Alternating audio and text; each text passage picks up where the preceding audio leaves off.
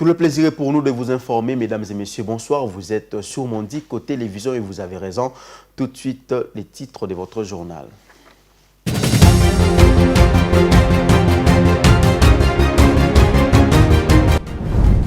La situation sécuritaire dans la partie est de la RDC a été au centre des échanges que le chef de l'État angolais, João Lourenço, a eu mardi 30 juillet à Luanda avec le chef de la diplomatie de la RDC et du Rwanda. La rencontre entre le ministre intervient à la suite des consultations menées par la médiation angolaise en vue de trouver des solutions pour la paix dans l'est de la RDC.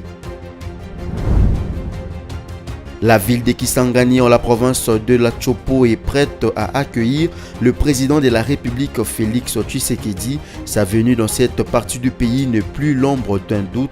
Le vice-premier ministre, ministre de l'Intérieur et Sécurité Jacquemaine Chabani, en séjour à Kisangani, a présidé le lundi 30 juillet une réunion de sécurité avec les autorités provinciales pour baliser le chemin. En sport, la RDC a enregistré ce mardi sa deuxième défaite et élimination aux Jeux Olympiques de Paris. C'est à la suite de la défaite de Marcela Sakobi qui a affronté l'Ouzbek Sitora Tourdibekova chez les 57 kg. Cette défaite brise le rêve de Sakobi d'offrir à la RDC sa première médaille olympique après 12 participations.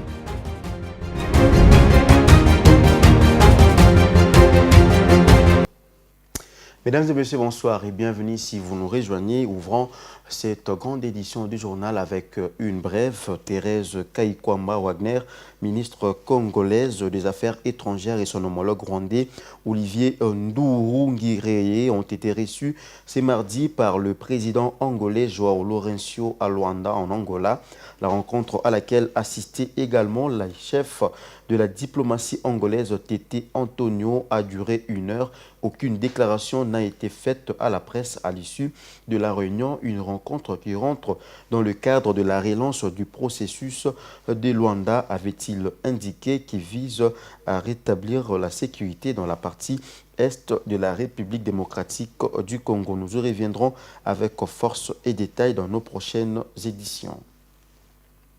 Et à Kinshasa, la première ministre Judith Suminwa avait réuni le lundi 29 juillet à la primature le ministre concerné par le secteur du transport ainsi que les autorités de la ville de Kinshasa. Cette rencontre fait suite au mouvement de grève des opérateurs privés du secteur de transport en commun déclenché dans la matinée du lundi. Les mesures ont été prises pour que tout rentre dans l'ordre. Images et commentaires.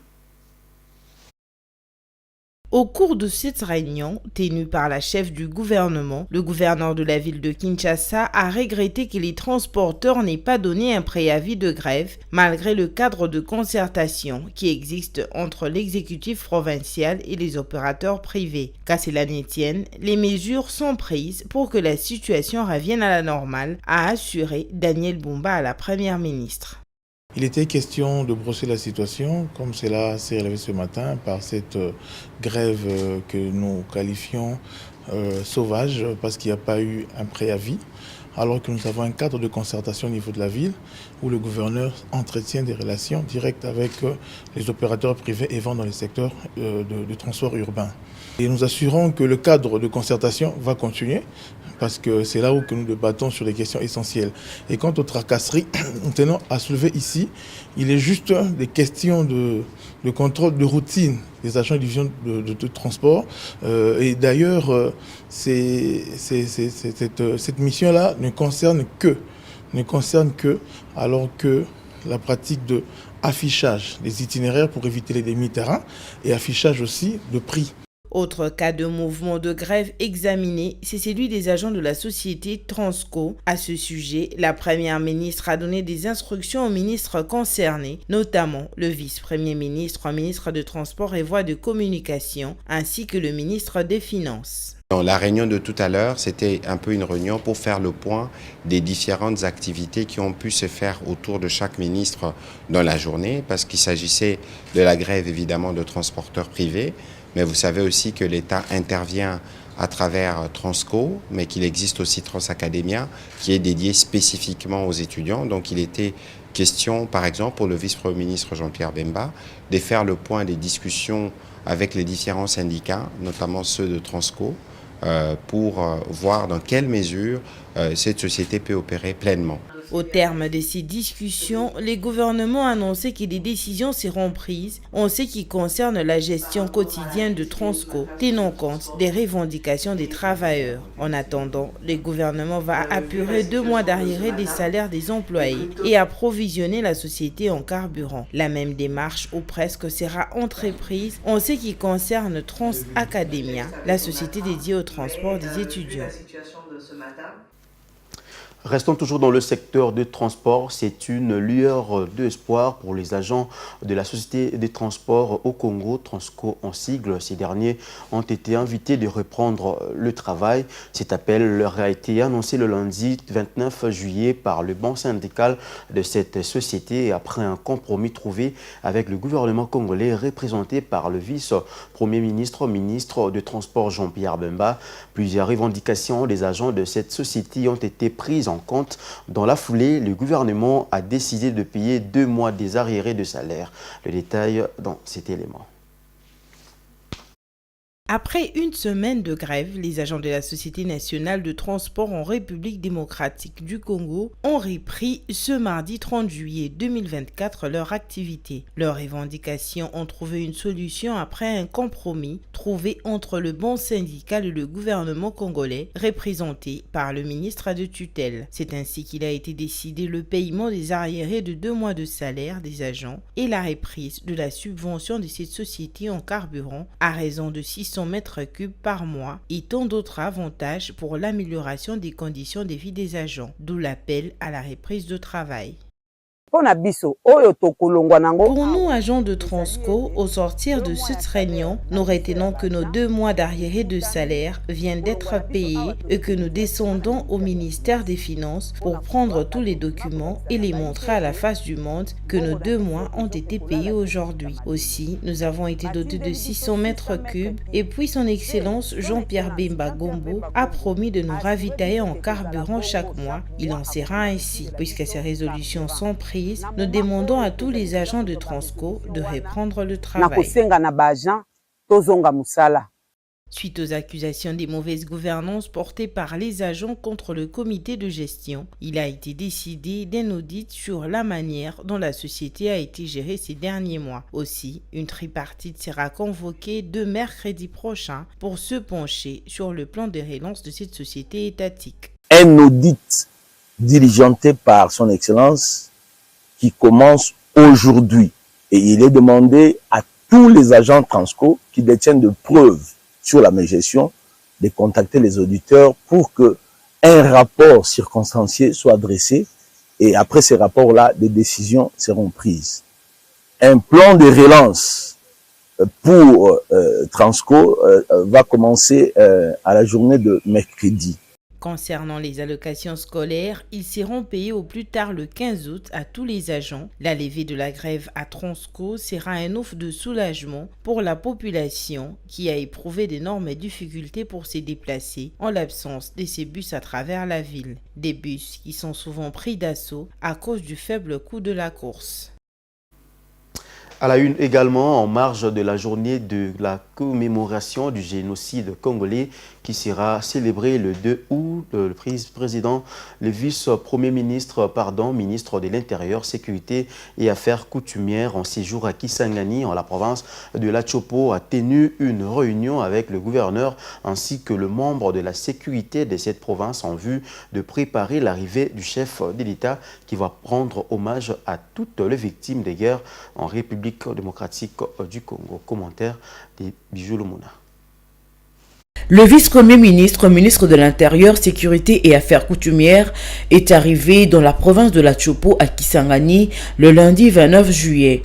Après les honneurs de la police congolaise, Maître Jacques Machabani a tenu une réunion avec le membre de la sécurité provinciale de l'Atchopo afin de préparer l'arrivée du chef de l'État en marge de la commémoration de la journée en mémoire de toutes les victimes de la guerre autrement appelée commémoration du Génocauste ou génocide congolais en République démocratique du Congo. Après la réunion, le gouverneur de province, Paulin Lendongolia, précise que toutes les dispositions sont prises par son gouvernement en vue d'accueillir le chef de l'État. Je suis en train de sensibiliser toute la population de la ville de Kisangani, les Tchopolais et Tchopolaises, d'être en tout cas massivement ce mercredi à l'aéroport de Bangoka pour accueillir le chef de l'État dans les avant-midi.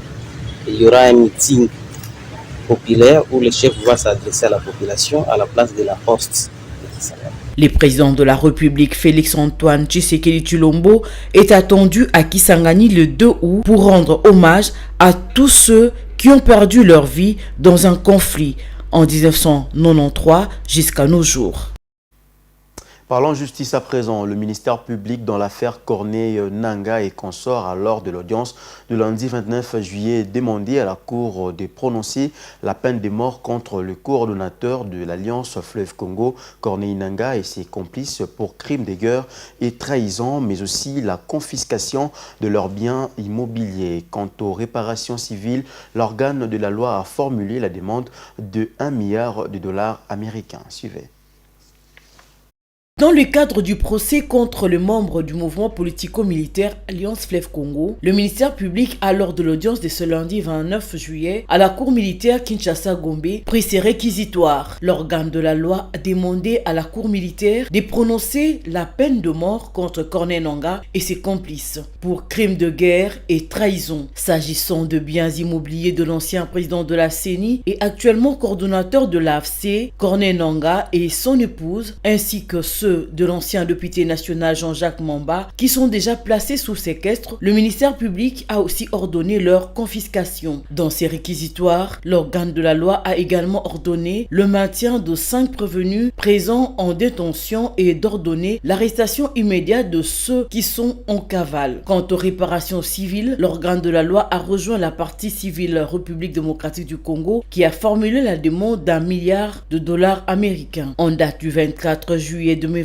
la cour militaire de Kinshasa-Gombe avait ouvert le procès public contre le chef du mouvement politico-militaire Alliance Fleuve Congo, Corneille Nangaa. 24 autres prévenus sont aussi poursuivis pour rébellion contre la République. 5 prévenus ont comparu alors que les autres sont en fuite. L'ancien président de la Commission électorale nationale indépendante, Corneille Nangaa, et ses co-accusés sont poursuivis pour de griefs tels que crimes de guerre, participation à un groupe criminel et enfin la trahison. Il leur est reproché d'avoir créé un groupe armé qui combat l'armée régulière aux côtés de l'armée rwandaise. Les 21 prévenus ne sont pas sur place mais sont jugés par défaut. Dans le reste de l'actualité, le gouvernement provincial du Kasaï oriental au centre de la République démocratique du Congo a été investi le lundi 29 juillet par l'Assemblée provinciale. Bien avant cette investiture, le gouverneur de province Jean-Paul Mbouébois a présenté aux députés provinciaux son programme basé sur 14 axes prioritaires. Images et commentaires, regardez. C'est un satisfait pour le gouverneur du Kasaï oriental, Jean-Paul Mbouébois, qui a obtenu le lundi 29 juillet 2024 les quitus des députés provinciaux pour exécuter son programme de gouvernance. Ce programme a été présenté en séance plénière à l'Assemblée provinciale par le chef de l'exécutif provincial. Il est basé sur 14 axes prioritaires, notamment l'agriculture, la pêche et l'élevage, la paix et la sécurité, ainsi que le développement. Au total, 21 élus provinciaux sur les 21 présents ont voté pour ces vastes programmes. Nombreux ont voulu savoir des indicateurs, des chiffres. Ce discours, c'est un discours stratégique. J'ai un plan opérationnel où vous trouverez tous les indicateurs et les chiffres qui afférents. Je dois avoir dit dans mon programme l'action secondaire que certaines actions seront menées par les ministères et les ministres sectoriels. Ces programmes de gouvernance est soutenu par des indicateurs et des chiffres inclus dans son plan opérationnel qui sera exécuté par le membre du gouvernement, chacun dans son secteur. Moi et mon gouvernement, nous ferons tout ce qu'il faut pour que ce slogan agriculture, priorité de priorité, soit une réalité cette fois-ci. En deuxième lieu, je crois avoir parlé plusieurs fois de la numérisation, de la gestion des finances publiques et de la régie financière. Après avoir répondu aux préoccupations des députés provinciaux, le programme du gouvernement provincial du Kasaï oriental a été voté à travers une motion d'investiture. Article 20 est approuvé à la majorité de 21 voix pour, aucune voix contre, aucune abstention du programme du gouvernement provincial présenté par le gouverneur Mbeko Kampo Jean-Paul au cours de la séance plénière du lundi 29 juillet 2024. Article 2. Sont investis en conséquence les ministres provinciaux nommés conformément à l'article 198 de la Constitution de la République démocratique du Congo. Composé des 10 ministres provinciaux, le gouvernement provincial du Kasaï oriental peut désormais se mettre au travail. Son investiture marque la clôture de la session extraordinaire ouverte à l'Assemblée provinciale. Et puis la Société nationale d'électricité baisse sa production en électricité dans la ville de Kinshasa ces dernières semaines. Cette baisse de production est due à la diminution du niveau d'eau de la rivière Inkisi au Congo central, une province située à l'ouest de Kinshasa. La rivière Inkisi alimente 3 barrages hydroélectriques installés dans la province du Congo central, à savoir Sanga, Zongo 1 et Zongo 2. Ces rationnements d'électricité a accentué le délestage dans la capitale aux grandes dames de Quinois. Regardez.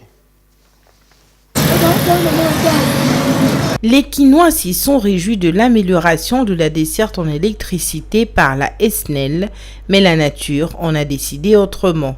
Une énorme baisse du niveau d'eau des rivières et affluents du fleuve Congo met en mal le fonctionnement des barrages de Zongo et Dinga. Outre la baisse du niveau d'eau, la centrale hydroélectrique de Zongo 1 souffre d'autres maux qui entament sa capacité de production au point qu'elle ne fournit que 18 MW pour l'instant. La Société nationale d'électricité est à pied d'œuvre pour réhabiliter cette centrale partiellement en attendant les financements en cours des discussions avec les entreprises minières pour des travaux de grande envergure sur Zongo 1. Zongo 1, c'est une centrale hydroélectrique qui a une capacité maximale de 75 MW et que pour le moment, il ne donne que 18 MW.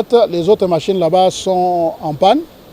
Et la SNEL est en pourparlers avec des opérateurs miniers pour signer un accord pour la réhabilitation totale de cette centrale.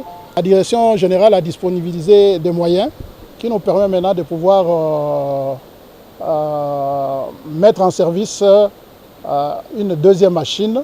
Et cette machine pourra produire 13 MW. La centrale hydroélectrique Zongo 2 n'est pas épargnée par l'étiage consécutif à la saison sèche en cours sur une large partie de la République démocratique du Congo. Sa capacité de production est passée de 150 MW à 100 MW. Zongo 2 est constitué de 3 machines avec une capacité de production maximale de 150 MW. Chaque machine a une puissance de 50 MW. Pour le moment, nous ne savons pas tourner avec les 3 machines à cause du baisse sensible des niveaux d'eau de la rivière Inkisi. Nous commençons maintenant à fonctionner avec 2 machines. Nous arrêtons une machine par manque d'eau suffisante, de 7 h jusqu'à 17 h, heure locale. Ça fait 10 heures d'arrêt que nous arrêtons une machine de 50 MW à Zongo 2, faute d'eau abondante pour l'alimenter.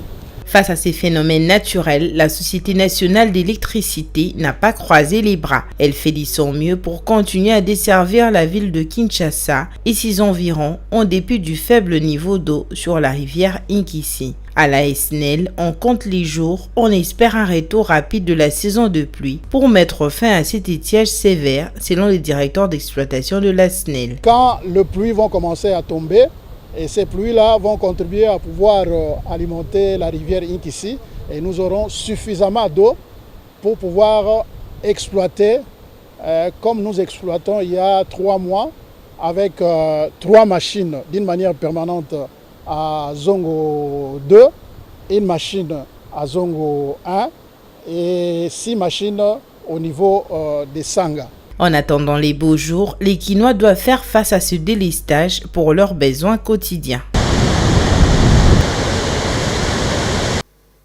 Parlons à présent des Jeux Olympiques Paris 2024. La République démocratique du Congo a encore perdu un athlète aux Jeux Olympiques. C'est mardi 20 juillet 2024 lors d'un combat des 16e de finale en boxe féminine dans la catégorie plume de poids de 57 kg chez les dames.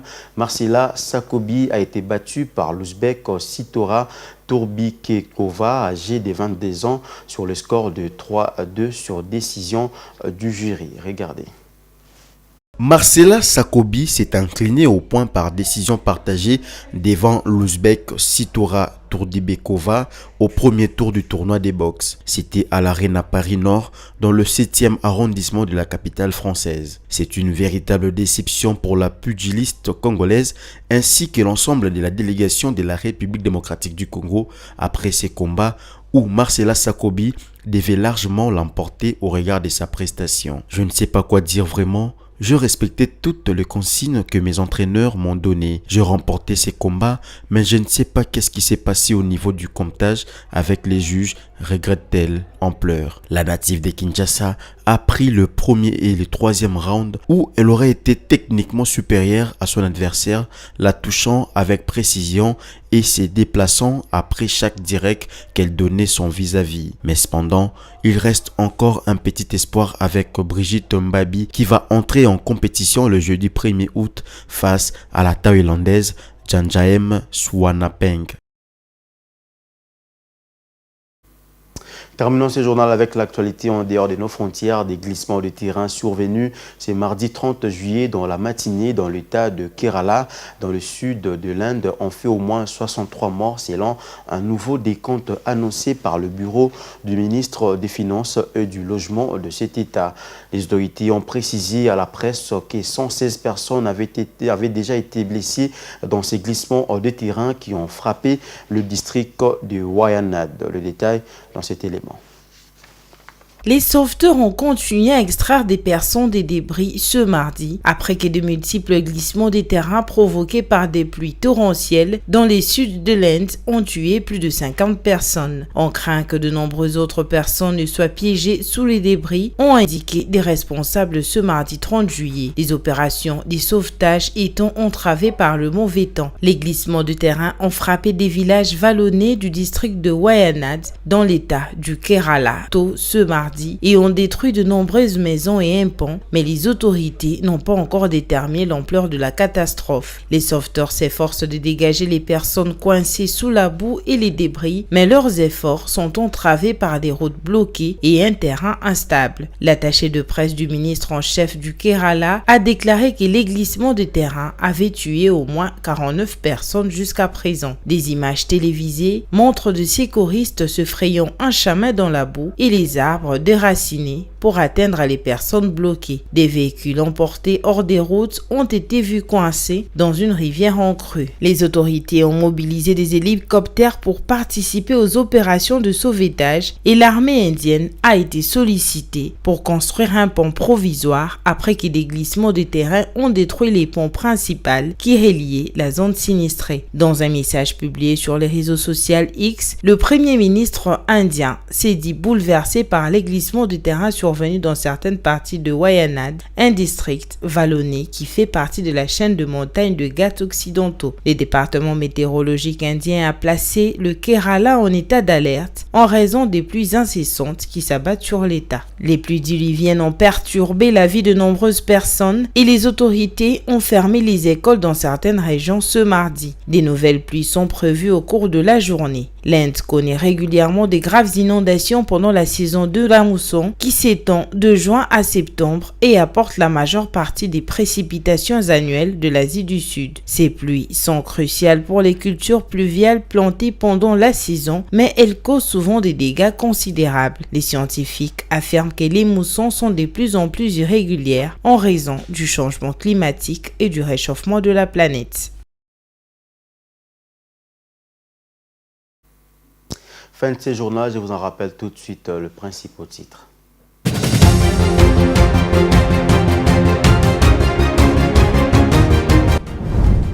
La situation sécuritaire dans la partie est de la RDC a été au centre des échanges que le chef de l'État angolais João Lourenço a eu mardi 30 juillet à Luanda avec le chef de la diplomatie de la RDC et du Rwanda. La rencontre entre le ministre intervient à la suite des consultations menées par la médiation angolaise en vue de trouver des solutions pour la paix dans l'est de la RDC. La ville de Kisangani en la province de la Chopo est prête à accueillir le président de la République Félix Tshisekedi. Sa venue dans cette partie du pays n'est plus l'ombre d'un doute. Le vice-premier ministre, ministre de l'Intérieur et Sécurité Jacquemaine Chabani, en séjour à Kisangani, a présidé le lundi 30 juillet une réunion de sécurité avec les autorités provinciales pour baliser le chemin. En sport, la RDC a enregistré ce mardi sa deuxième défaite et élimination aux Jeux Olympiques de Paris. C'est à la suite de la défaite de Marcela Sakobi qui a affronté l'Ouzbek Sitora Tourdibekova chez les 57 kilos. Cette défaite brise le rêve de Sakobi d'offrir à la RDC sa première médaille olympique après 12 participations.